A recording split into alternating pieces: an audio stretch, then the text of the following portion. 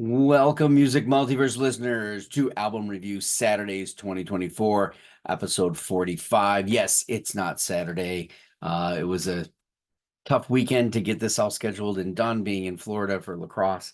So on giving it to you here on Monday. I didn't want to, not have this one and not deliver it. If you don't already, this show is an extension of our article section of beyondyourradio.com, where I've written about all of these three albums on the site. You get extra reviews, though, on this YouTube version. So sometimes you get comments and tidbits from other panelists, but of course, they were not available to be doing that due to my schedule.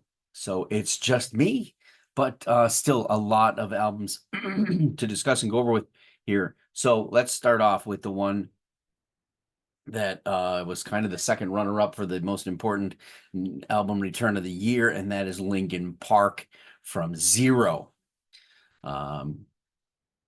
When we first heard about the incarnation and the album drop, there was absolutely no way that we were going to say we could put this off. You just can't. The overall record sales for this band over the years of service to the new metal meets alternative community at its peak is monumental.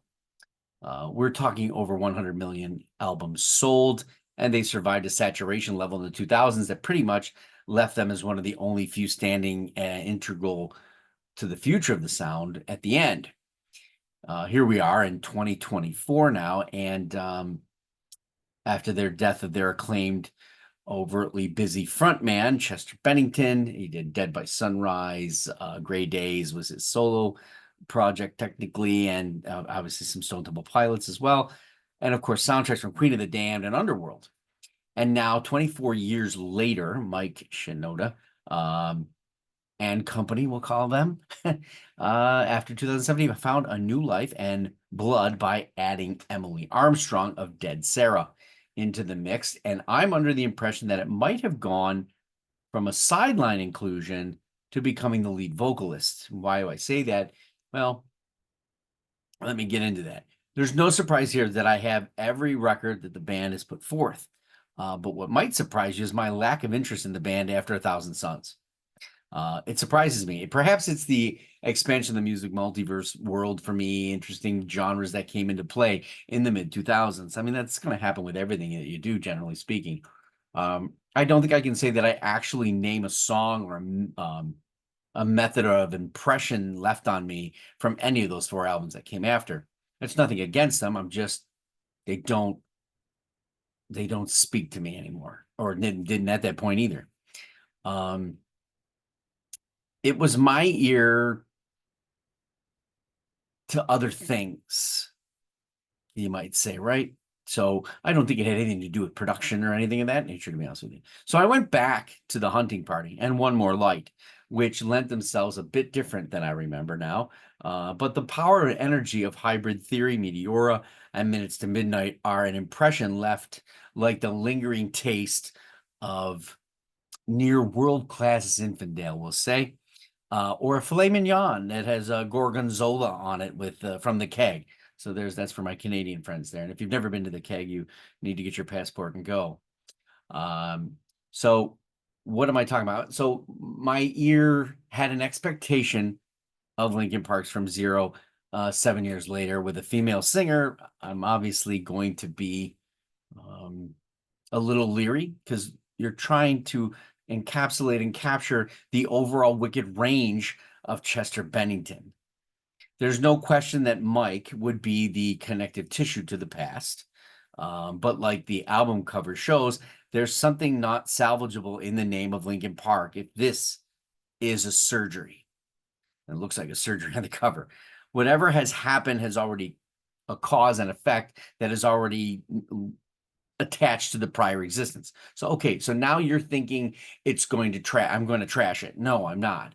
Heavy is the crown, right?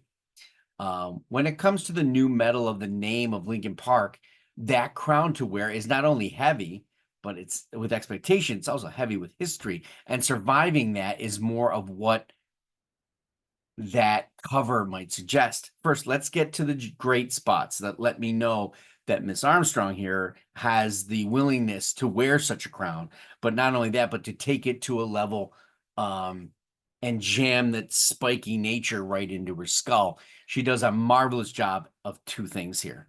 One of which is extremely important, the other maybe not so much. She lends herself to the passion of the attempt to find herself the female version of Chester without trying to duplicate. As she's probably going to have to somehow pull that off live.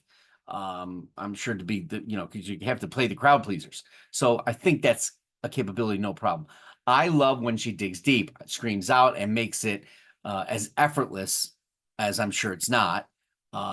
As you might remember from Jeff Young, our panelist last week, talking about the record. But it's for me, Over Each Other is probably the best example I can give you, as this track has the signature, but it has her own as well. And that's a mighty thing to accomplish. And she doesn't stop there, which is good, but she doesn't give it all unless it's absolutely necessary. It's lingering in what I remember I wasn't really fondering. It's the lingering is what I remember that I wasn't really fond of. Casualty is the bread and butter of my listening, and a lot of the album has more rap speak. It feels to me like it could have been created in a lifeless AI environment. I'm not saying it was, but it leading me to the emptiness machine, which is the most lackluster of the tracks, but it's the widespread love consideration versus the two I mentioned prior. It just lands with very little emotion and lackluster to me, lyrically in its consideration. I don't know. Whereas songs like Overflow have more mustard with that heavy hit, allowing our dead Sarah Harrow here to shine and give us something that Linkin Park can grab onto now and into the fantastic future if this can to continue. So when it comes down to From Zero, it kind of did what it was supposed to do, I think. The rap parts don't have the hit and bass line to make them as important as they used to be. The production to the vocal rap doesn't, it's not, maybe it's, you know what? Maybe it's the fact that it was already been done. All right. It's too familiar, maybe. Maybe that's it. It's concentrated on how Emily would deliver and lyrical and vocal placements to the songs over the writing that was put to Mike's own parts. So I'm thinking that everything got wrapped up in Emily and Mike kind of lost his position in this. I'm not saying he did it on purpose. I'm not saying she did it on purpose. I'm telling you that when you listen to this record, her parts lend dynamic, his fall short of that. And I don't remember that being the case in anything of the prior, the four records that started all this. Chester was amazing, but Mike's part led there too and had that hit. The harmonies with Mike do work extremely well, leading and fading, depending on the song, pitch, and tone. So I love that. She can certainly be the first female replacement for a male vocal and not only make it stick, she came to bring it into a new era of appreciation, furthering the sound that they have. My only hope is that her giving everything she is, as she even states in the song, will further ignite a return to the completeness of the band. Because I think there's definitely more than something there. However, I don't hope, I hope that this is not the end of Dead Sarah. The last track on the album, Good Things Go, is a great way to end it. It putting a question and an exclamation mark on it. I really believe it's good return for this, for a band that might have had way more ahead of them if they choose to continue this cool incarnation so they can find out where it truly can go. Next up is 10,000 Mods, Cheat Death. I love this dark groove stoner rocker because it has a link to old school metal guitar workings. It's letting the rhythm continually seek its way to the front. And then there's this playing around with it and elongating it, but careful not to find themselves falling way into like hair metal. This is stoner metal rock. It could be just great, easy fun. And I think this Grecian formula they have starts with the believing that 10,000, they believe it 10,000% that they can deliver. And they can put it, yeah, their guitar passion here really is the driving centerpiece, and that's that conviction. The drumming that accentuates and surprises also propels the album's sound forward and around it, and the vocal attitude and amplitude that can share parts of the metal environment and flare up some punk derivatives, which is nice. And of course, there's a fuzzing onward that is always present, making sure to give you a full-on experience, and that's that Black Sabbath kind of you can tell, right? That's something they love. That's an influencer. This is just my second listen to 10,000 Months. The stoner rock detail that goes beyond the slaying of the instruments. It's calculated too, both in pace and melodic fuzziness. It's exceptionally well done. I don't think anybody would doubt that. The Black Sabbath infused production of the album seems completely on par with everything this band had in their arsenal for the recording, as well as a few unique positions and structure that might give them an edge. That's what you need. You got to have an edge, and they got it. They're able to tap into a variety of guitar inner workings, compositions that give the album a little bit more depth. I love the fact that they edge a bit into psychedelic, lingering like that of the song Love.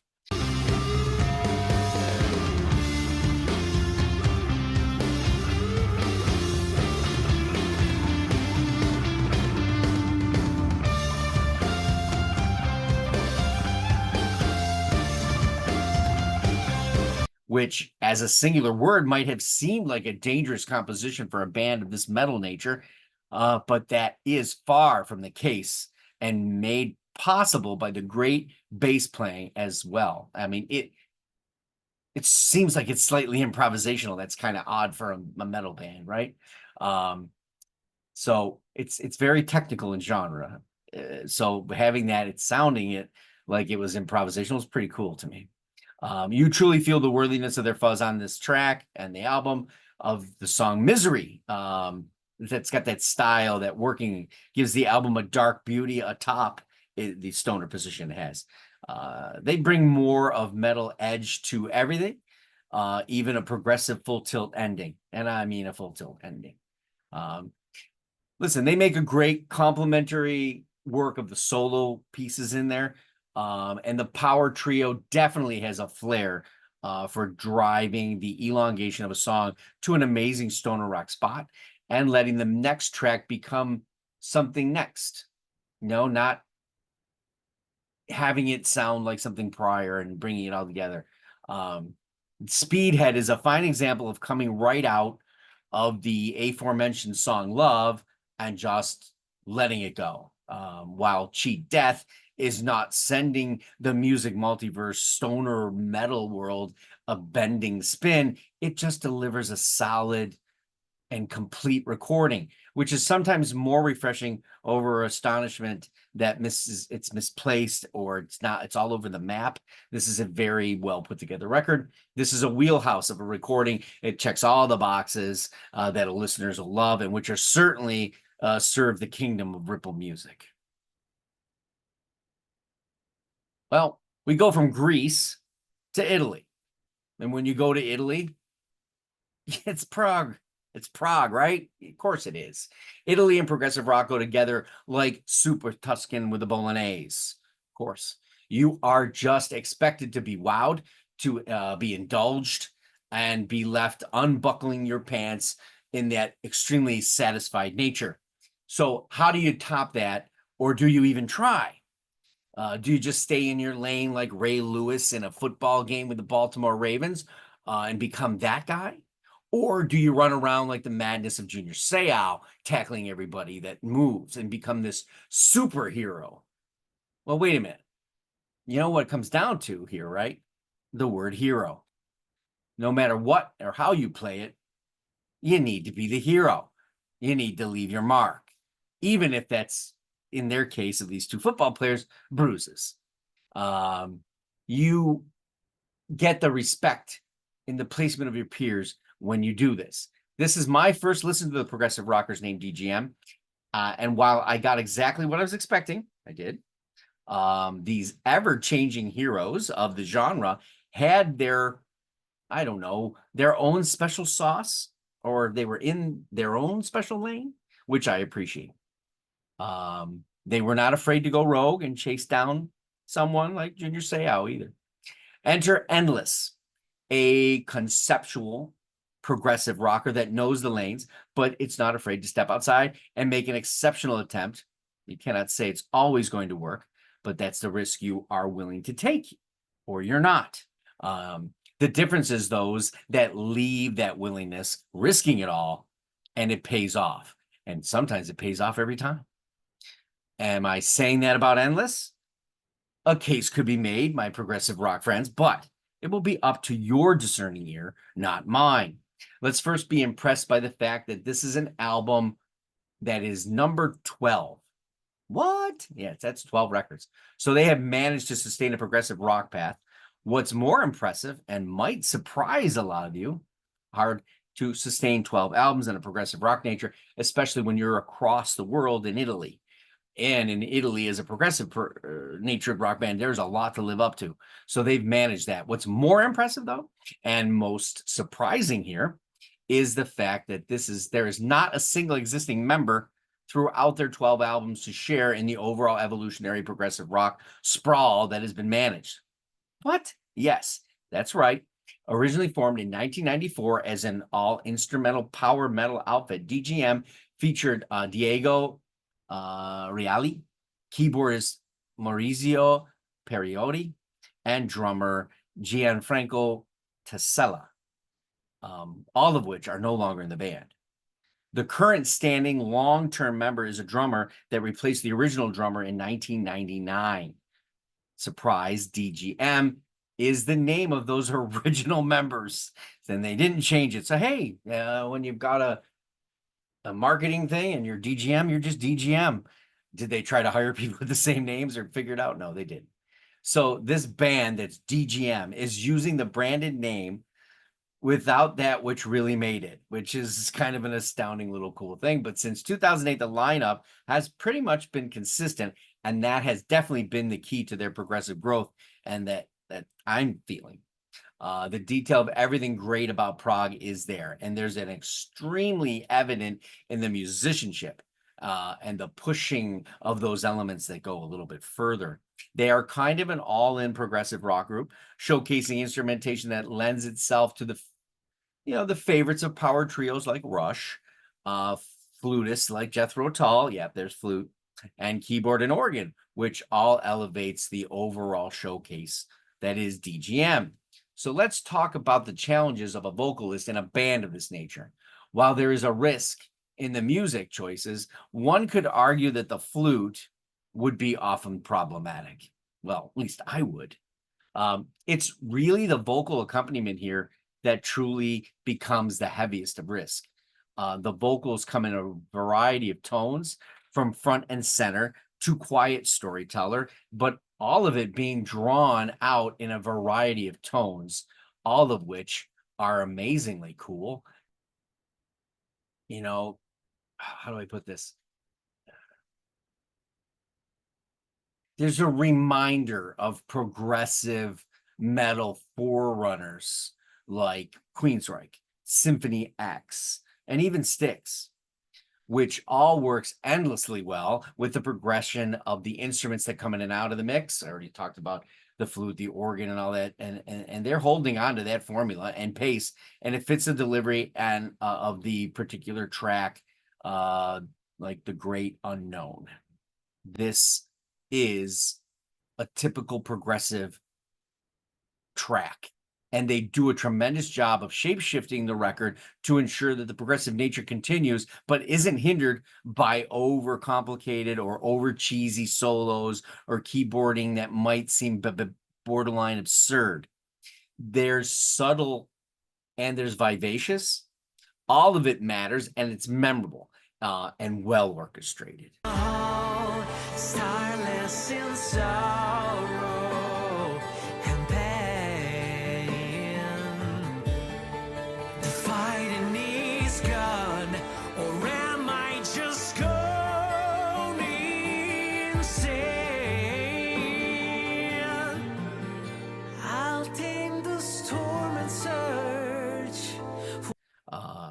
You're not in Kansas anymore, although there's Kansas, but maybe more so an alternative multiverse. Endless is just as its title suggests, and a lot of prog lovers are truly going to enjoy this for all the right reasons.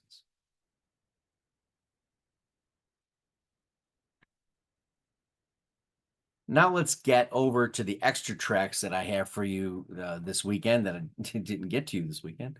First up on the docket is Rosalie Cunningham, To Shoot Another Day. I got this trapped in the immortalization of a great 70s psychedelic realm. Her voice as the pace and delivery that's somewhere between that of Natalie Merchant and the crooning sense of a James Bond themstress.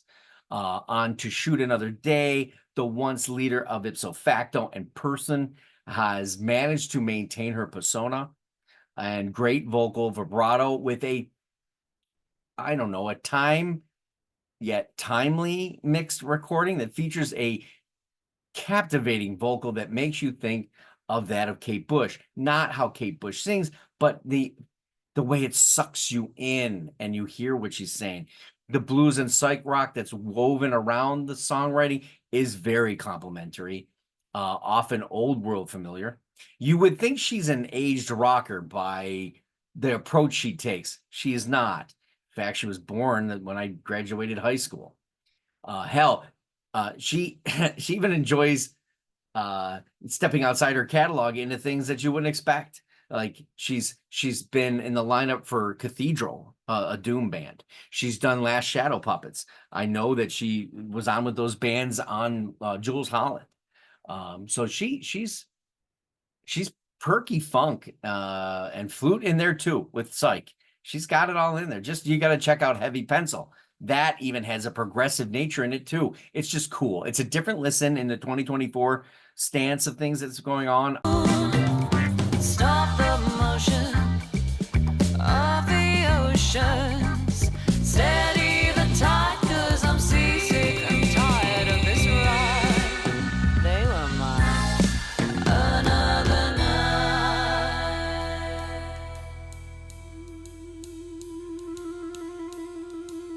It might freak you in and it might freak you out, but it gets feverish as it continues. Organ grind, groove, intros that prepare you for the vocal. It's just a great productional record. Really cool. Next up, I went to Jeremy Albino of Canada.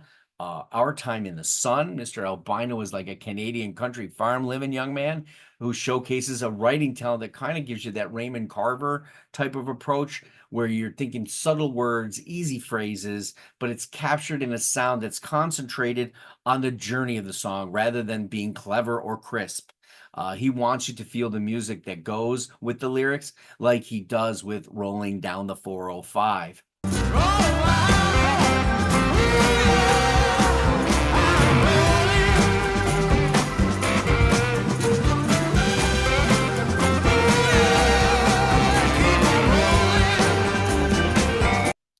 Because that's what you might be playing while you're growing it. He's a big band, Allman Brothers kind of thing, blues rock throwdown. He enjoys the fuzz microphone effect for sure, and it works. It can be too much sometimes when you do it all too often, but I think it works here. He's like a Canadian countryside version of the Commitments meets Nathaniel Rateliff and the Night Sweats, maybe. That's kind of got the feeling of it all. He goes from meaningful pace and pluck and tambourine and bongo. He's going to be a treat for anyone that he gets to open for on any stage. He's got a lot of genre that he could mix in well with. Just a really good record. I would recommend that to people. It's got a lot on there. Next up is the one that you wouldn't expect as much from because of the nature of it, or for lack of a better term, guitar. Just acoustic guitar. Well, at least that's what you thought you were getting. So enter Yasmin Williams, Acadia. So I gave the drummers some love. So why don't we give an acoustic guitar rhythmic player that place in the sun, right? Okay, yes, it was Khaki King that brought me to this record because she's on it as a guest. So let's throw that aside for a second. But the additional uses that Reach and Stride, along with Yasmin's acoustic guitar creations, are amazing. You've even got its vocals from Aoife Donovan, and not the kind of vocal you're thinking about. This is not a song. These are vocal, not songwriting vocal. Darian Thomas, who does the violin with Khaki King's song. The great multi-instrumentalist Don Flemons is on here. He plays the bones.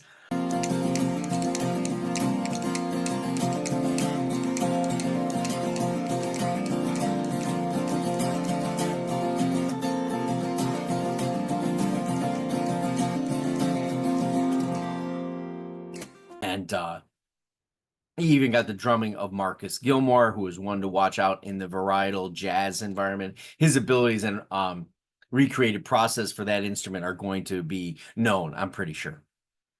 Yasmin is a true dominant guitar player in the acoustic side, sharing a passion that reaches a little bit more composed over that of wildness like the Billy Strings. But there's a much more reformed development, an overall methodology that methodology that she has to the record that makes it much more in sound and overall profundity, but still entertaining. She even takes on electric guitar at one point to kind of steal the show. There's no question that there's a creative perfectionism at hand here. In the final product, definitely has it, and it unites classical with folk and jazz in a unusually great guitar-led, mostly acoustic performance. One of the year's true surprises for me. I was not really expecting this to be the album it was. It'll be fun for you to listen to it. What did you think of these releases? Let us know. We always love to hear from you out there. Like and subscribe, please, if you haven't done so already. We're on the web at beyondyourradio.com, Facebook, Twitter, Instagram, YouTube, of course. Articles, videos, podcast is coming soon. It's all about albums, bands, artists, anything we can get our hands on. My apologies again for not being able to deliver this on Saturday. It just seemed impossible, but still continue to go beyond your radio with us, a real music appreciation channel. We'll see you tomorrow for another album for today, as well as Unknown Sundays, which will be on Tuesday just this week, trying to catch up. Thank you again, and happy listening.